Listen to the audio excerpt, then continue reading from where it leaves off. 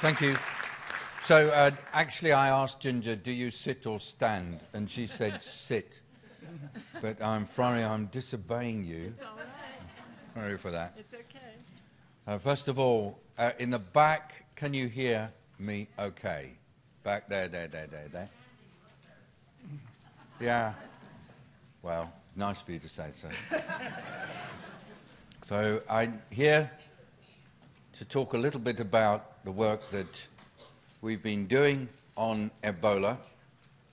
And the trouble is I've only got half an hour in your program. And we're already at 10 past. And I really sense that you may well have questions you want to ask. So I'm going to be very brief. It's about a year and 2 months since the first person in the latest Ebola outbreak, a 2-year-old child in Guinea, developed fever, vomiting, and black poo, and this turned out to be the initial case of the current Ebola outbreak. During the subsequent few months, when we look back at the history, the numbers of cases rose slowly. But they were confused with other diseases. They were confused with cholera, confused with Lassa fever. And it wasn't until May of last year that it was clear that a bad outbreak was happening. And then in July and August last year, we thought we were in the middle of a really terrible catastrophe. I started work on this agenda. I was asked to do it by the Secretary-General at the beginning of August.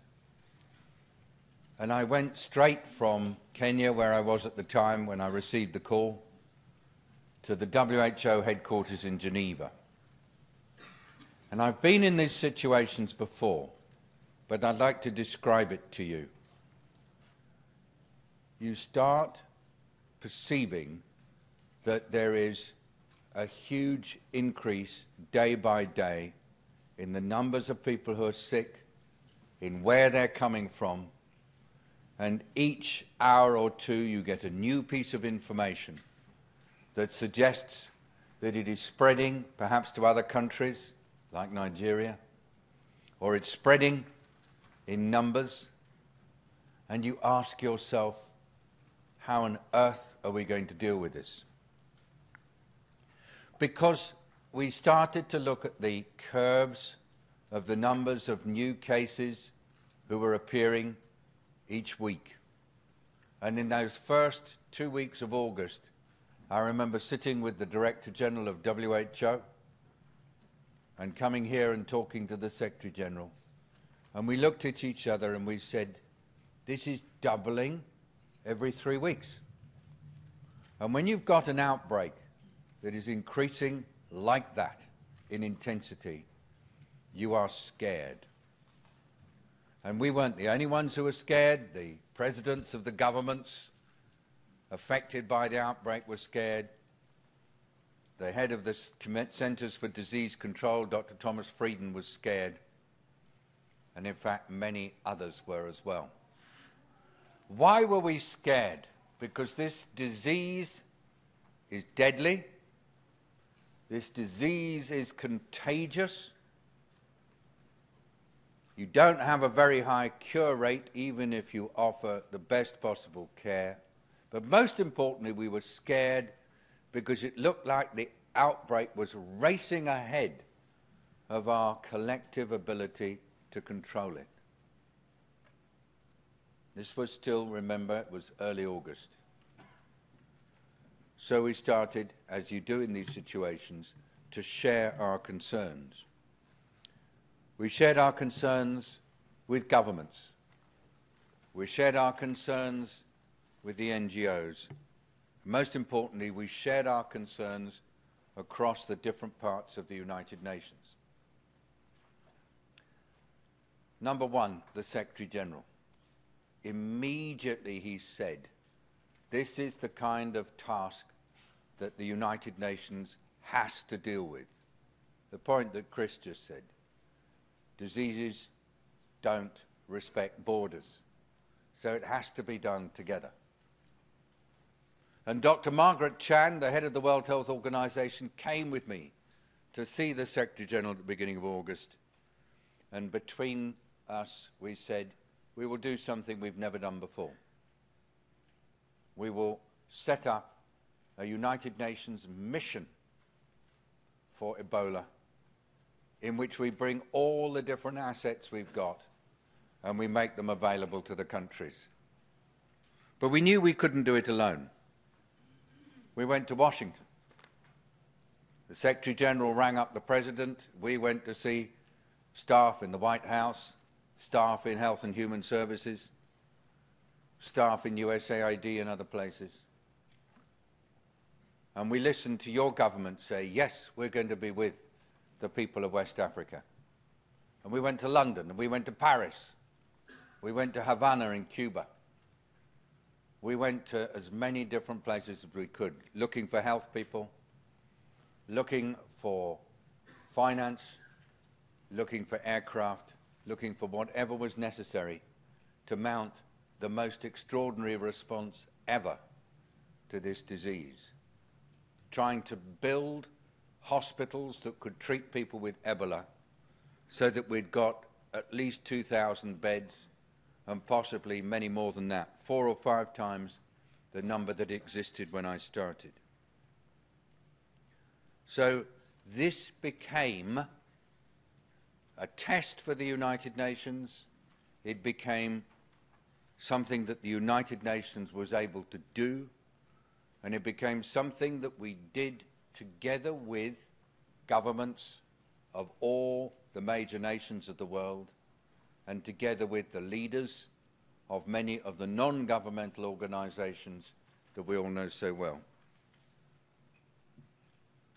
We put right at the top of our agenda the need to enable people who were sick to get treated quickly so they didn't stay at home and infect their families and their friends.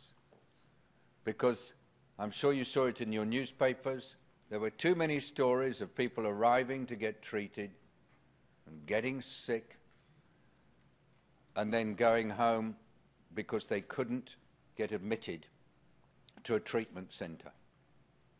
And then we put in place, together with others, facilities to bury people safely and with dignity when they died, so they weren't infecting people at the time of death. And we worked with communities in this area, the size of France, to get them to consider changing their behaviors so that it reduced the level of the outbreak. By early January, instead of having 1,000 new cases a week, the number had fallen to just over 100. By the beginning of January, we had the beds, we had the safe burials, and most importantly, it looked as though the worst of the outbreak was over. We've still got a lot to do, because in all disease control and outbreak management exercises, the last 10% is always the hardest, and if you take your eye off it, then you lose. So we've got this last 10% to do. We've got lots of work with the governments who are in the lead, these wonderful presidents, Johnson Sirleaf of Liberia, Ernest Bai Koroma of Sierra Leone, and Alpha Conde of Guinea, as well as I.B. Keita of Mali, who did an amazing job as well. We will work with these presidents to finish it. We will continue to be supported by John Mahama, the President of Ghana, who has been such a fantastic ally in this work. But most importantly, we will bring the whole of the United Nations system to complete the job. It's the kind of experience that you can only have once in a lifetime. Me, still think of myself as a young doctor, but I'm not. Started out 35 years ago, working in the hills of Nepal, and then I've done lots of jobs since then. But just imagine to have, before you finish, the opportunity to be part of this amazing worldwide response. And now also with Helen Clark in the lead and Dr. Jim Kim, the President of the World Bank, be working also on recovery. So what have we learnt from this? First of all, health systems are absolutely critical for every country in the world to deal with these kinds of diseases that can come and all of a sudden destroy people's lives and livelihoods. More than 23,000 people affected by this disease. It's a tragedy. So we must continue to keep health strong within the Sustainable Development Goals and also within the work of the global movement of people fighting for development. Number two, it's only the United Nations system that can deal with these sorts of problems because you're dealing with multiple countries and relations between countries. National governments are key, but it's the collective of the national governments that make a difference. Thirdly, you do need to have money. We struggled on this one. We still are, because we have to raise money while we're doing the work. And so to get new funds to deal with these kinds of health emergencies is key. Number four, we must finance the World Health Organization properly. Its budget is less than the budget of your Centers for Disease Control. Its budget is less than the budget of a British district hospital, and it needs to be better resourced. Number five, we need to have good rules that determine how to deal with sickness and disease between countries so that each nation is accountable for reporting when its people have infectious diseases and don't spread them from place to place. And then, just finally, we've got to recognize that illness is going to remain a threat, along with climate change, along with the kind of warfare that we have to deal with in the world today, that we have to put into our list of global threats emerging and unknown diseases. We don't see them very often, so we often don't think about them. But those of you who've worked in the health professions know that to have a strong defense against bad diseases is important. And there's one that's affecting all of you now. You've heard of superbugs, the kind of bugs that can't be dealt with by normal antibiotics. They're an example of the health threats that can affect humanity anywhere in the world. And so please, as you go about your work, think about health threats along with other threats to life as things that have to be factored into development and things that may come and hit you when you least expect them. So, last year and this year is putting the world community and the UN to the test with Ebola, and there will be other diseases like it. Let's make certain that we can end this outbreak without it going bad again. Let's make certain we can help these great countries that have been affected recover and get back and be strong again, Liberia, Sierra Leone and Guinea. And let's make sure that in future we have a system that can deal with these problems better and more efficiently so that we don't feel ourselves having to invent while we do it. Let's make the system and get it in place, because we will need it again and again and again. And this time we've had a tragedy and it's been difficult, but it looks like it's coming right. Next time, let's get it before it gets bad. Thank you very much indeed for the chance just to look at you and be with you. Great.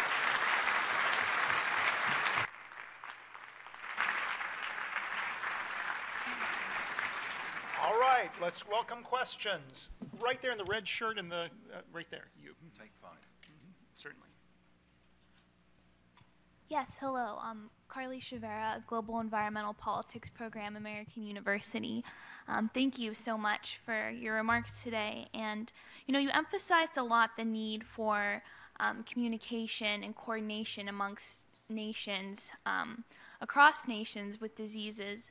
Reflecting on the international collaboration and response, do you feel that there needs to be any changes in the institutional structures of the global health regime, and how do you think the Ebola crisis has redefined, if at all, the mandate of the UN in the global health regime? Thank you. Other questions? See, right, you, Gail? Sorry. Good afternoon, Mr. Nabarro and the panel. My question to you is, you talked about Liberia and all the African countries.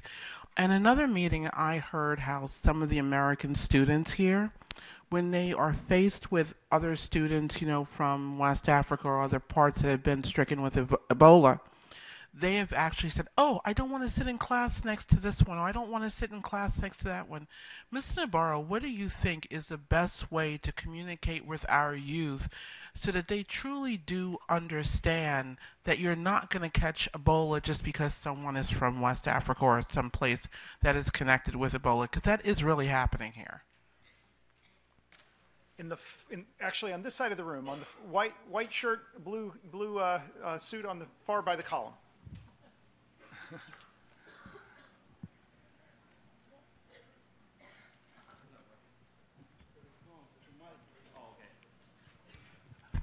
Yes, hi. My name is Menace Wesley, and I'm part of the UNA Chicago chapter.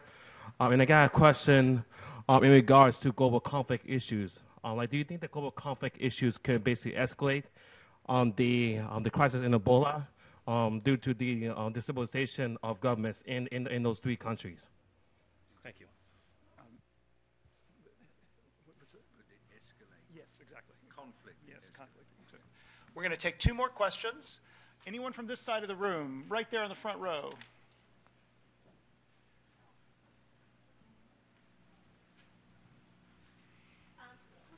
About the, first of all, my name is Septina from the Wake County chapter. Do you think that the U.S. UN response has been anemic in terms of the response by the leaders in Sierra Leone, Liberia, and Guinea? I know you were complimenting their efforts, but do you really think it was complimentary, or their performance in establishing these new procedures that you speak of, were they anemic? Enthusiastic guy waving his hand.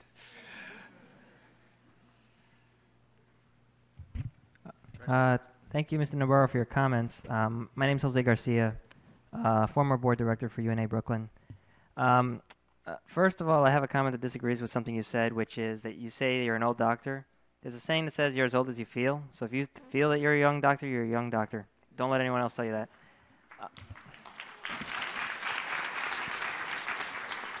Thank you, Mr. Garcia. I was fishing. Thank you for that.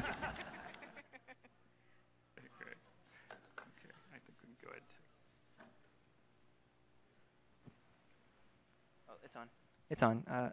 So the question that I do have is, you started off with, the whole reason this task force was formed was from an analysis that said the outbreak was doubling every 3 weeks. And you had concluded your remarks that you wanted to catch it before it became a statistic. And the fact is historically, we make decisions based on data, right? As Stalin says, one death is a tragedy, but 1,000 is a statistic.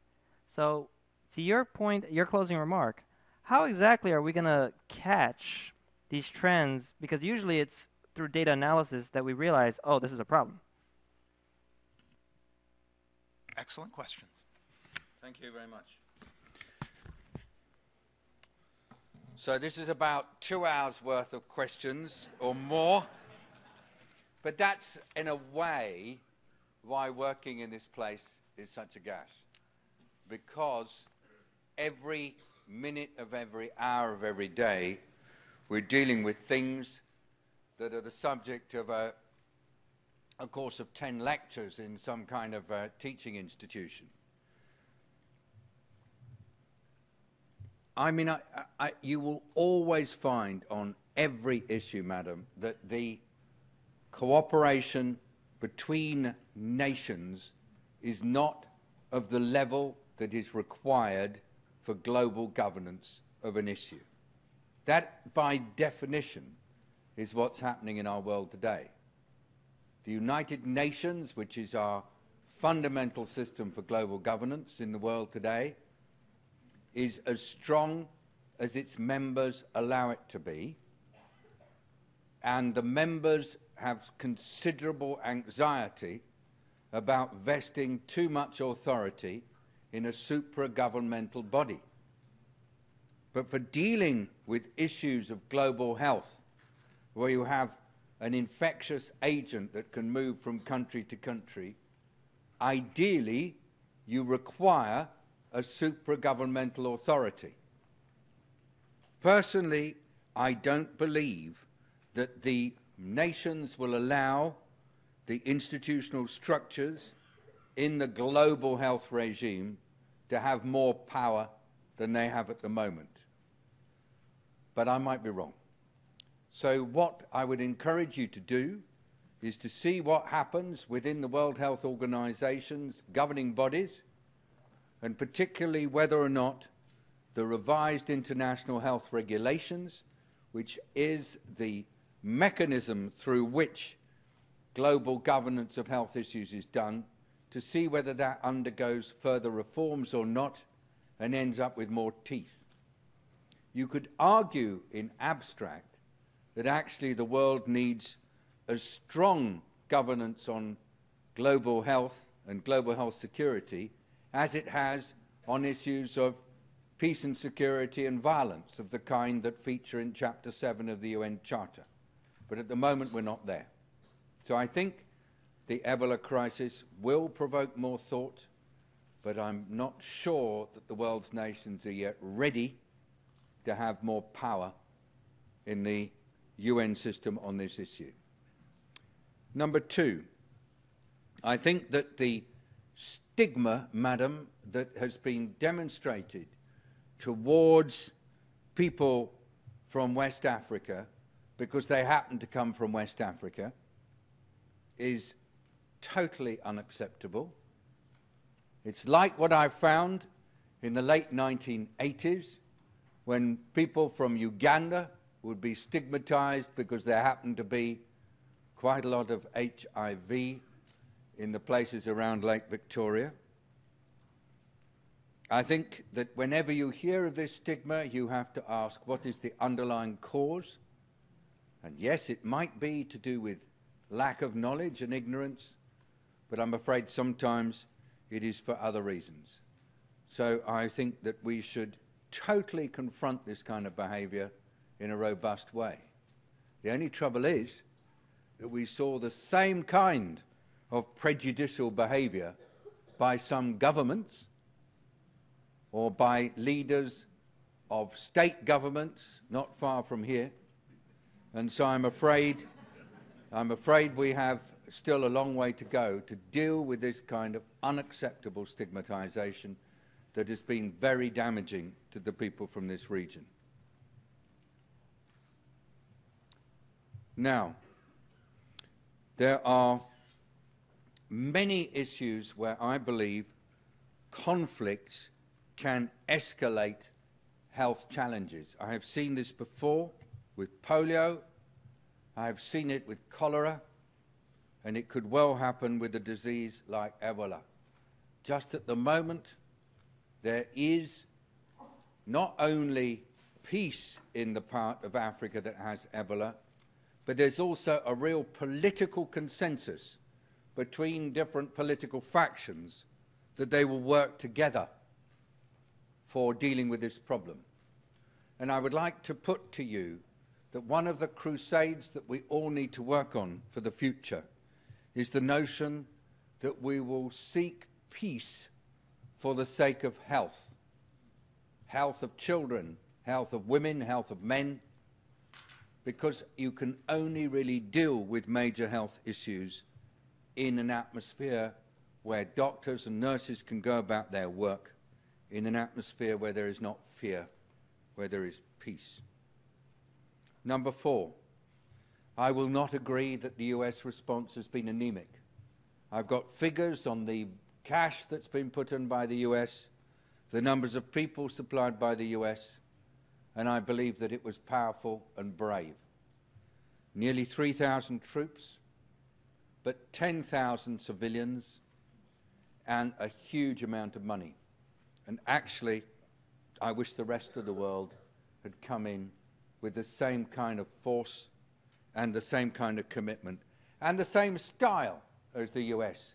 Your ambassador in Monrovia, Deborah Malak, took the leadership on this, together with President Johnson Sirleaf in Liberia, to make certain that the US came in support of the Liberian government and people, and not to boss them around. It was good. It wasn't anemic. It was full-blooded. To Mr. Garcia. And perhaps I have to move here into something that is reasonable to say as a last remark. The kind of work we do depends a lot on data, but also depends on us being able to access very experienced people who've done work before. And I'm always pleased when I find that the UN is able to call on experts from all over the world. Why do you need expertise? Because often, in a difficult situation, you're not mechanically studying lines on graphs and saying, oh, this looks bad. You're depending on this instrument here and this instrument here. Heart, because that's where the feelings are, and gut, because that's where your experience tends to settle. So it's a combination of this one, and this one being used. And Mr. Garcia, to catch these things early, you need to have a good brain, a feeling heart, and a strong gut. Thank you very much indeed.